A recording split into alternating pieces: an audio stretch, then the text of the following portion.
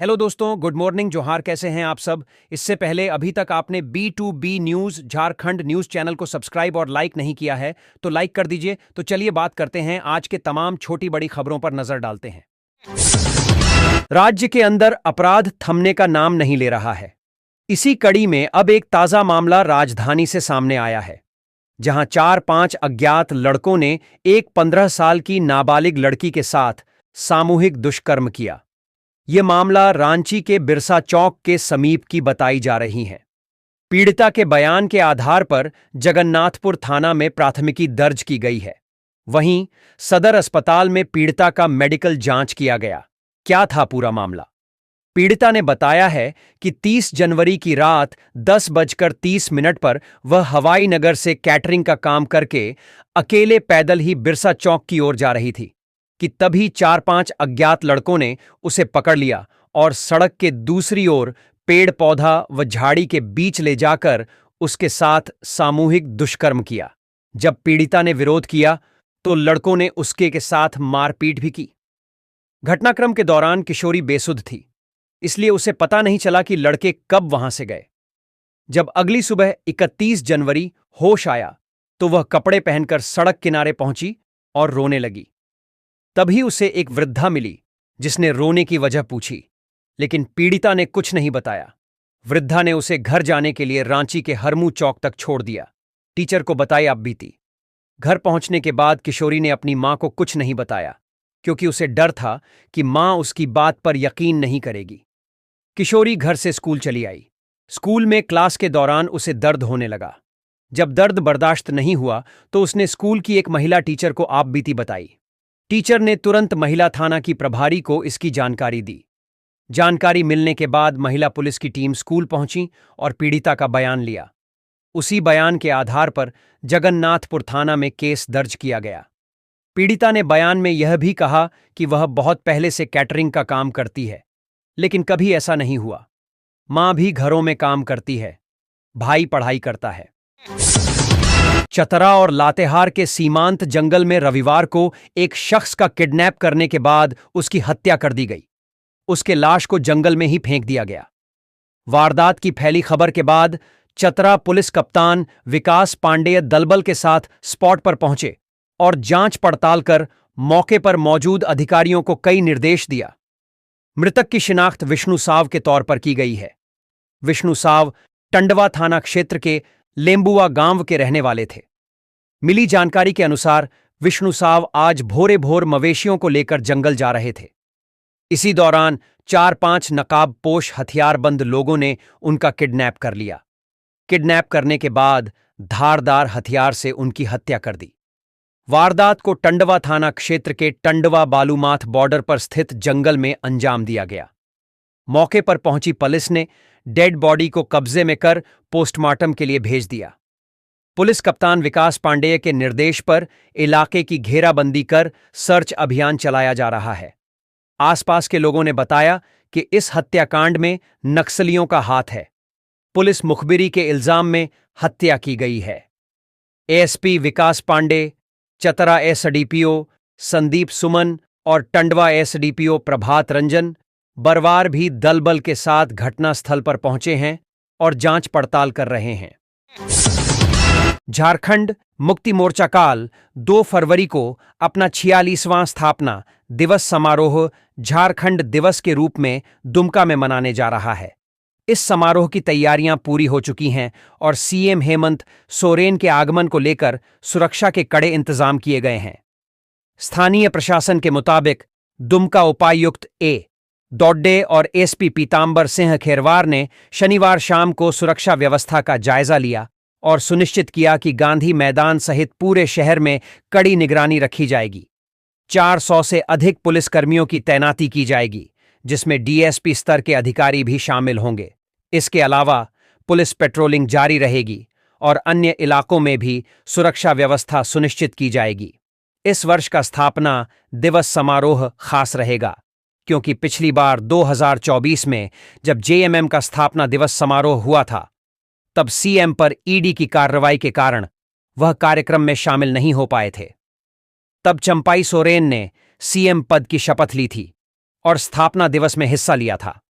लेकिन इस बार चंपाई सोरेन, जो पहले मुख्य अतिथि थे, अब जेएमएम छोड़कर भाजपा में शामिल हो चुके हैं। इस बार 100 मिलियन पार्टी के कार्यक्रम में मुख्य अतिथि के रूप में शिरकत करेंगे और कार्यकर्ताओं को सरकार की योजनाओं तथा आगामी रणनीतियों से अवगत कराएंगे। समारोह में शामिल होंगे कई दिग्गज नेता।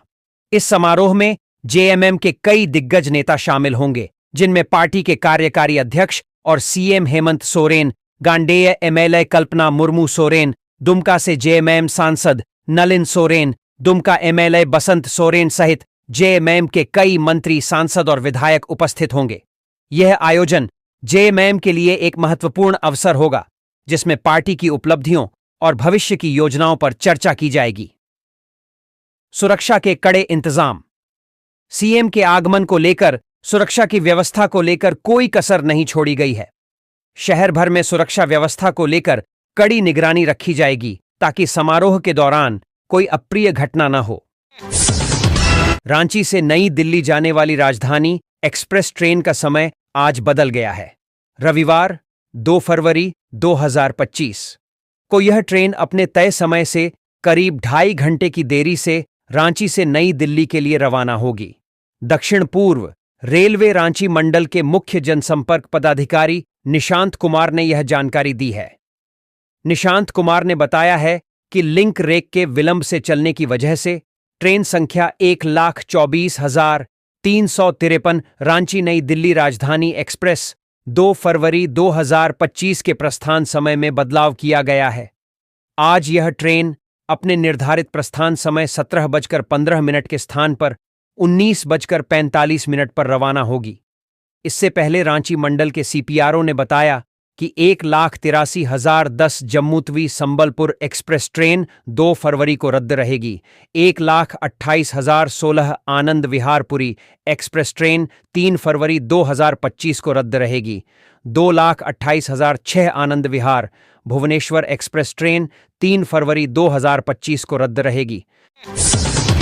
झारखंड संयुक्त प्रवेश परीक्षा पार्षद ने राज्य में शैक्षणिक सत्र 2025 से 27 में बीएड, एमएड और बीपीएड के प्रवेश परीक्षा और आवेदन की तारीख जारी कर दी है। आयोग द्वारा जारी अधिसूचना के मुताबिक एग्जाम की तिथि 20 अप्रैल निर्धारित की गई है। परीक्षा ऑफलाइन मोड में ओएमआर शीट पर होगी। प्रत्येक सही उत्तर पर आपको 1 अंक मिलेगा।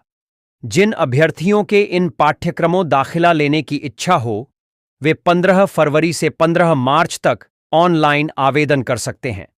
हालांकि परीक्षा सभी जिलों में आयोजित नहीं होगी।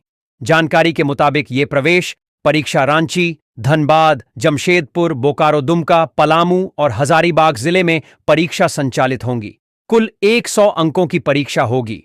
अगर आपने एक भी गलत जवाब दिया तो 0.25 मार्क्स काट लिए जाएंगे। परीक्षा के 4 दिन पूर्व तक अपने एडमिट कार्ड डाउनलोड कर सकेंगे।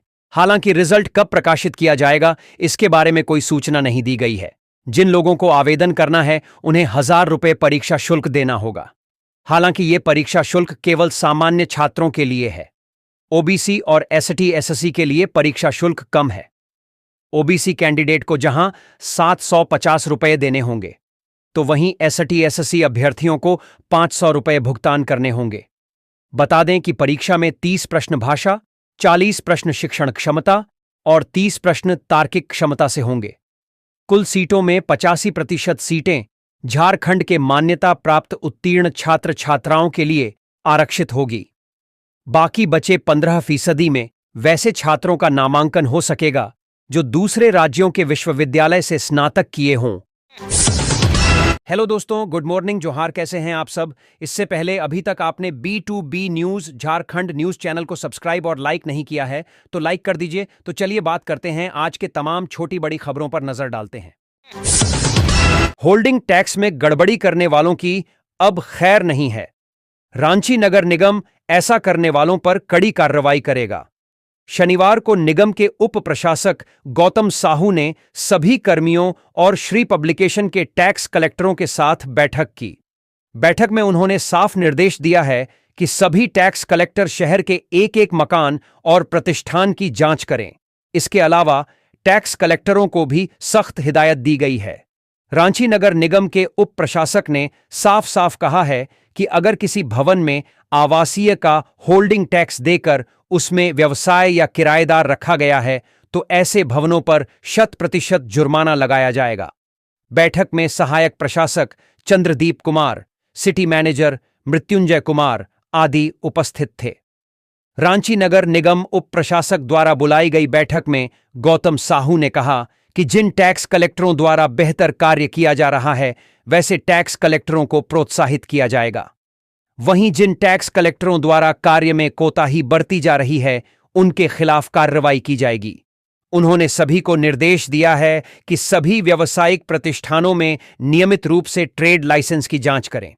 जिनके पास भी लाइसेंस नहीं मिलेगा ऐसे भवनों को चिह्नित कर कार्रवाई करें। बोकारो के सेंट्रल एम्पावर्ड कमेटी सीईसी ने बोकारो जिले के तेतुलिया स्थित वन भूमि की प्रकृति बदलने के मामले में विचार करने के लिए 6 फरवरी को दिल्ली में बैठक बुलाई है।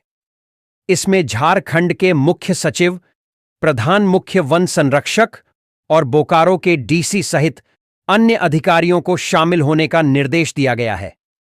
बैठक में संबंधित पदाधिकारियों को जमीन से संबंधित दस्तावेज के साथ शामिल होने को कहा गया है। सीईसी द्वारा जारी आदेश में कहा गया है कि बोकारो के डीएफओ ने तेतुलिया मौजा के प्लॉट नंबर 426 व 450 की 85.87 एकड़ वन भूमि की प्रकृति बदले जाने की जानकारी दी है। यह वन संरक्षण अधिनियम 1980 में निहित प्रावधानों का उल्लंघन है। इस मामले में विचार करने के लिए 6 फरवरी को दिल्ली में सीईसी की बैठक बुलाई गई है। मुख्य सचिव, पीसीसीएफ, बोकारो के डीसी, डीएफओ सहित अन्य को शामिल होने का निर्देश दिया गया है। बैठक की सूचना सुप्रीम कोर्ट के एमिकस क्यूरिया सिद्धार्थ चौधरी, एडीएम राव और झारखंड सरकार के स्टैंडिंग काउंसिल को भी दी गई है।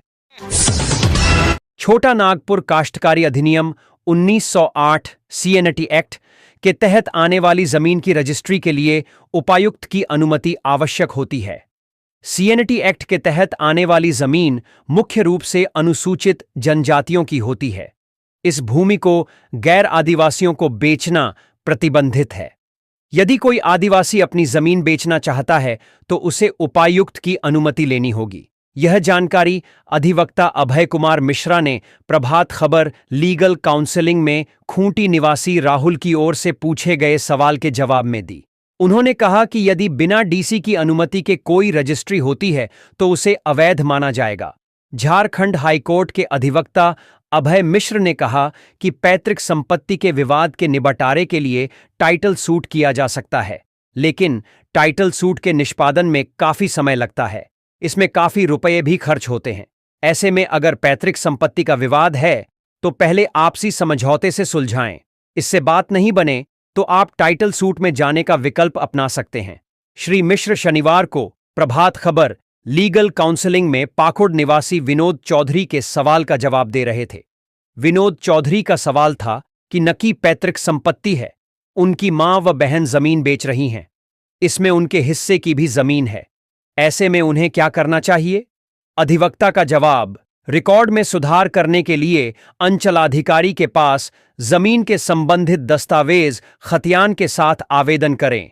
अगर इसके बावजूद सुधार नहीं किया जाता है तो हाईकोर्ट में याचिका दायर कर सकते हैं। इस प्रकार के मामले का निपटारा लोक अदालत में नहीं होता है। रांची निवासी अंजनी कुमार के सवाल, हाईकोर्ट ने मेरे मामले में स्वास्थ्य सचिव को मेरी उपस्थिति में विधिसम्मत आदेश पारित करने का निर्देश दिया था, लेकिन सचिव ने मुझे सूचित किए बिना आदेश पारित कर दिया है। क्या मैं सचिव के खिलाफ अवमानना का मामला दायर कर सकता हूं? अधिवक्ता का जवाब, इस मामले में आप अवमानना याचिका नहीं दायर कर सकते हैं, क्योंकि सचिव ने तर्कपूर्ण आदेश पारित कर दिया है।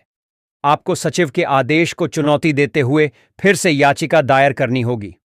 हजारीबाग निवासी नरेश मिश्रा का सवाल, मैंने अपनी जमीन मापी के लिए अंचलाधिकारी के पास आवेदन दिया, 2 बार राशि भी जमा कराई गई, इसके बावजूद जमीन की मापी नहीं कराई जा रही है।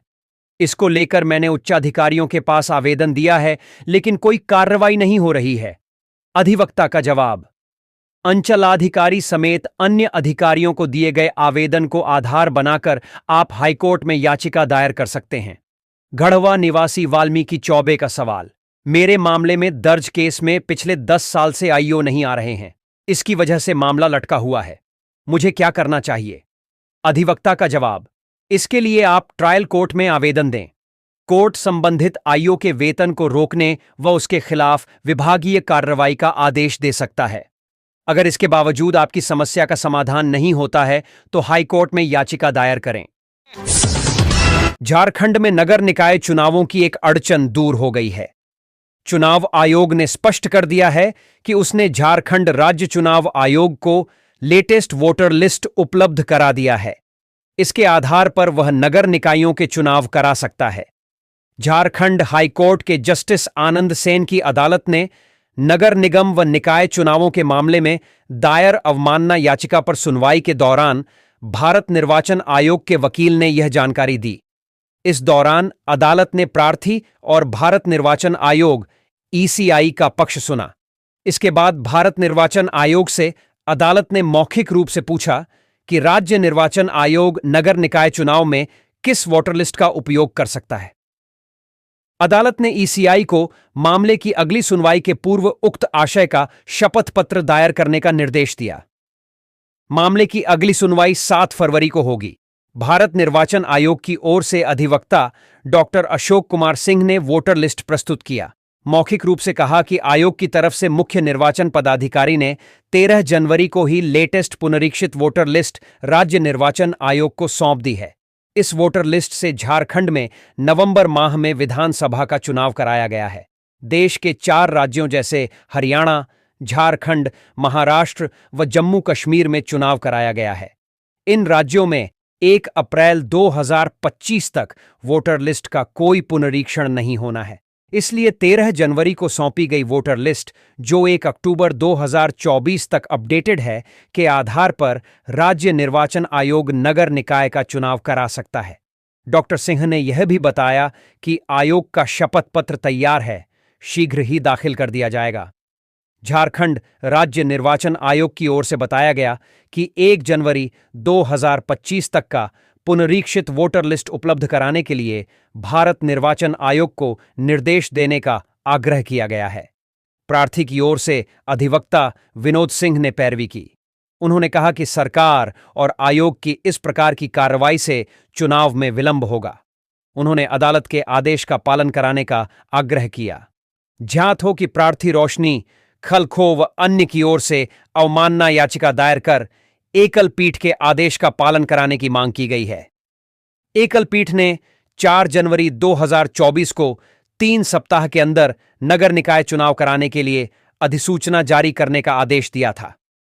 इस मामले में राज्य सरकार की अपील खंडपीठ ने खारिज कर दी है तथा एकल पीठ के आदेश को बरकरार रखा है।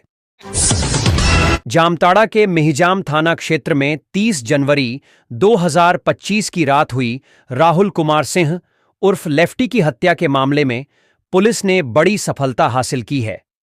पुलिस कप्तान के निर्देश पर एसडीपीओ विकास आनंद लागुरी के नेतृत्व में गठित विशेष टीम ने हत्या के 2 आरोपियों को गिरफ्तार किया है। पुलिस ने हत्या में इस्तेमाल देशी कट्टा, 2 जिंदा कारतूस, स्कूटी और मोबाइल फोन भी बरामद किए हैं। इस बात की जानकारी पुलिस कप्तान एहतेशाम वकारिब ने मीडिया के साथ साझा की। एसपी ने बताया कि गिरफ्तार आरोपियों की पहचान रणविजय सिंह और राजेश कुमार साव के तौर पर की हुई है। पुलिस के अनुसार आरोपियों ने 3 लाख रुपये के प्रलोभन में हत्या की साजिश रची थी। घटना कानगोई फाटक से 100 मीटर की दूरी पर हंसी पहाड़ी मार्ग के पास अंजाम दी गई थी। हत्या के बाद आरोपियों ने मृतक की स्कूटी को छिपा दिया था। छानबीन के दौरान राजेश कुमार साव की निशानदेही पर पुलिस ने एक देशी कट्टा और 2 जिंदा कारतूस बरामद किए। साथ ही मृतक की स्कूटी और 2 मोबाइल फोन भी बरामद कर लिए गए हैं। घटना में कुल 3 हथियारों का इस्तेमाल हुआ था, जिनमें से एक पुलिस के कब्जे में आ चुका है। ये सारी जानकारी पुलिस अधीक्षक एहतेशाम वकारिब ने प्रेस वार्ता कर बताया। साथ ही बताया कि गिरफ्तार आरोपी रणविजय सिंह का आपराधिक इतिहास पहले भी रहा है। वह चितरंजन थाना कांड संख्या 22/2020 में हत्या के आरोप में जेल जा चुका है। विशेष छापामारी दल में एसडीपीओ विकास आनंद लागुरी के अलावा नगर प्रभाग के इंस्पेक्टर रविंद्रनाथ यादव, मिहिजाम थानेदार विवेकानंद दुबे, एसआई गुलशन कुमार सिंह, ब्रजन राम, अजय कुमार और तकनीकी शाखा के संतोष कुमार सिंह शामिल थे। इस अभियान में सशस्त्र बल ने भी महत्वपूर्ण भूमिका निभाई। जेएसएससी सीजीएल परीक्षा पर झारखंड हाईकोर्ट में बुधवार को सुनवाई हुई। सरकार की ओर से झारखंड के महाधिवक्ता राजीव रंजन कोर्ट में उपस्थित हुए।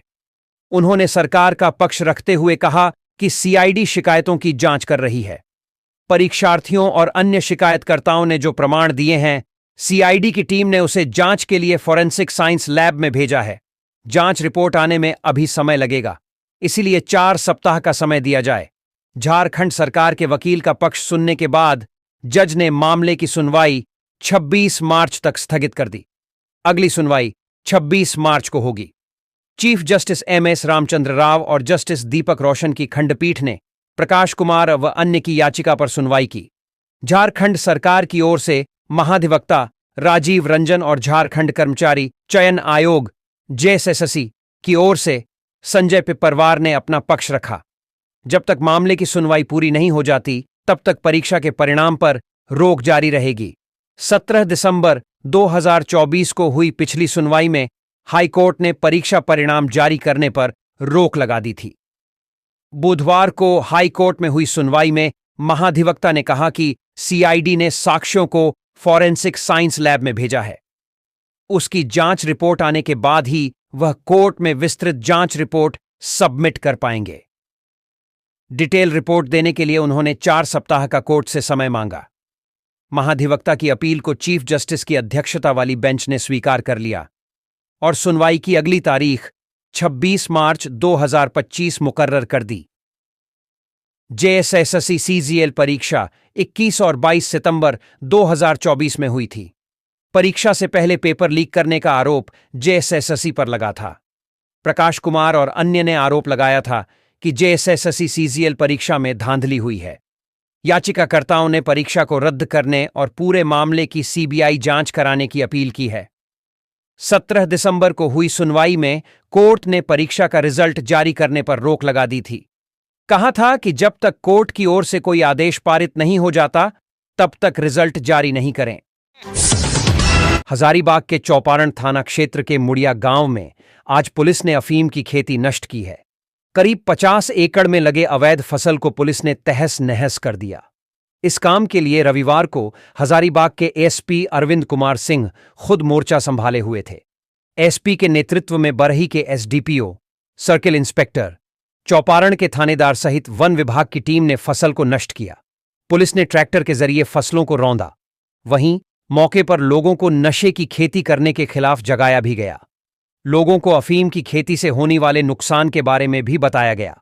वहीं आग्रह किया गया कि आसपास के इलाके में अगर कोई इस गैर कानूनी काम को कर रहा है तो उसकी जानकारी पुलिस को दें। कार्रवाई की जाएगी और सूचना देने वाले की पहचान गुप्त रखी जाएगी। अफीम की खेती करने वाले लोगों को चिन्हित कर प्राथमिकी दर्ज कर आगे की कार्रवाई की जा रही है। लातेहार पुलिस कप्तान कुमार गौरव को मिले एक इंफॉर्मेशन पर की गई कार्रवाई ने रविवार को भाजपा नेता मुकेश सिंह की जान बचा ली।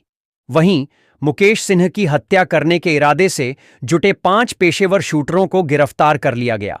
इनके नाम बिल्लेंद्र गंझू, मुन्ना गंझू, उमेश गंझू, दिलीप उरांव और विकास साव बताए गए। सभी कुख्यात गैंगस्टर राहुल सिंह के इशारे पर काम करते हैं। उनके पास से 7.65 मिलीमीटर का एक देसी पिस्टल, इसी पिस्टल की 11 पीस गोलियां और 3 मैगजीन, 2 देशी कट्टा की 2 गोलियां, 7 मोबाइल फोन और 2 पल्सर बाइक जब्त की गई है। इन सभी को लातेहार के बालूमाथ थाना क्षेत्र के जोगियाडीह इलाके से दबोचा गया है।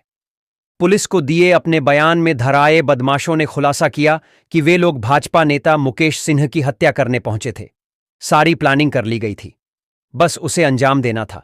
इन लोगों ने राज खोला कि पहले भी मुकेश सिंह के घर पर फायरिंग करने और कंस्ट्रक्शन साइट पर गोलीबारी करने में ये लोग शामिल थे। वहीं राहुल सिंह के इशारे पर रंगदारी भी वसूलते थे। क्या बोल गए लातेहार एसपी कुमार गौरव, देखें।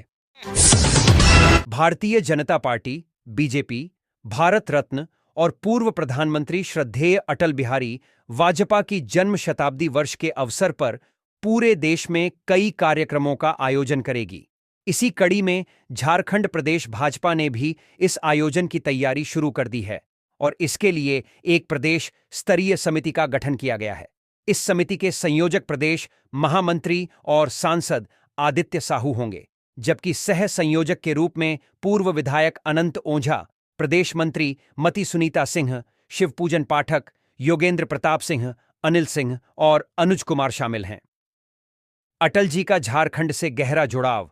एमएलए सीपी सिंह प्रदेश भाजपा कार्यालय में आयोजित एक प्रेसवार्ता के दौरान विधायक सीपी सिंह ने कहा कि पार्टी अटल बिहारी वाजपेयी से जुड़ी स्मृतियों को संग्रहित करेगी।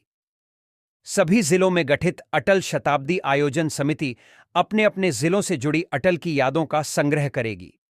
सीपी सिंह ने यह भी बताया कि अटल जी का झारखंड से गहरा जुड़ाव था और उन्होंने कई बार राज्य के ग्रामीण क्षेत्रों में यात्रा की थी।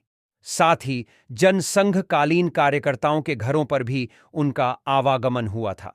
उन्होंने कहा कि पार्टी इन स्मृतियों को डिजिटलाइज करने की योजना पर काम कर रही है। साथ ही पार्टी कार्यकर्ताओं और आम लोगों से आग्रह किया कि वे अटल जी से जुड़ी कोई भी स्मृति, फोटो या वीडियो जिले की समिति को उपलब्ध कराएं। इन सामग्रियों का संग्रह आगामी 14 फरवरी तक किया जाएगा और फिर जिलों में प्रदर्शनी का आयोजन किया जाएगा। 1 महीने तक अटल विरासत सम्मेलन। सीपी सिंह ने यह भी बताया कि 15 फरवरी से 15 मार्च तक सभी जिलों में अटल विरासत सम्मेलन आयोजित किया जाएगा। इस सम्मेलन में प्रबुद्धजन और विशिष्ट अतिथियों को आमंत्रित किया जाएगा और अटल जी के साथ काम कर चुके कार्यकर्ताओं को सम्मानित किया जाएगा। इस प्रेसवार्ता में प्रदेश मंत्री सुनीता सिंह, प्रदेश मीडिया प्रभारी शिवपूजन पाठक और सह प्रभारी अशोक बड़ाइक भी उपस्थित थे।